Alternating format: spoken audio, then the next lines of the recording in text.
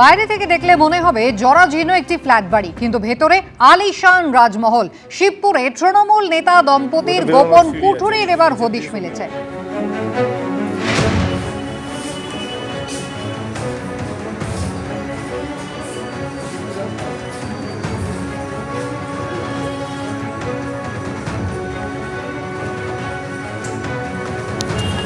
সাত তারিখে অর্থাৎ ভোটের ফল বেরোনোর দু একদিনের মধ্যেই শিবপুরে বোমাবাজির ঘটনা ঘটে, সেখানে গুলি চলে। আর সেই ঘটনায় অভিযুক্ত তৃণমূল নেতা শামীম আহমেদ, যার ফ্ল্যাটে এই গোপন কুঠুরির হদিশ পাওয়া গিয়েছে। কিন্তু 7 তারিখের ঘটনার পর থেকে দম্পতি পলাতক।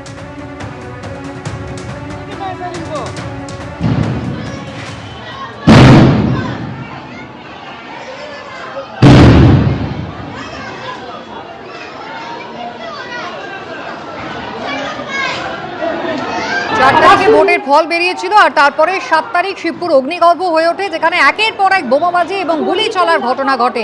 সেই ঘটনায় অন্যতম অভিযুক্ত হচ্ছেন এই তৃণমূল নেতা। এবং এই ঘটনার পর থেকে 7 তারিখের পর থেকে কিন্তু দম্পতি ফেরা, যাদের এই গোপন কুঠুরির হদিশ পেয়ে ফ্ল্যাট সিল করেছে পুলিশ।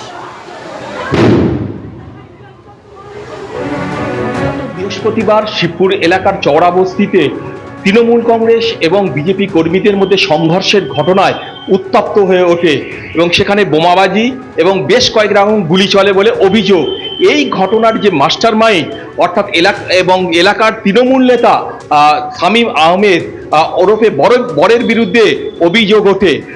বিজেপির অভিযোগ যে বরের দলবলই কিন্তু এই কাণ্ড ঘটিয়েছিল।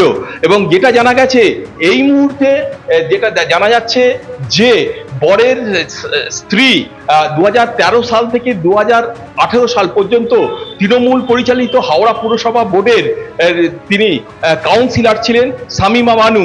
এবং এই কাউন্সিলর থাকাকালীনই শামীম আহমেদ ওরফে বরের আঙুল ফুলে কলা গাছ হয়ে ওঠে এবং এলাকার প্রতিপত্তি পারে।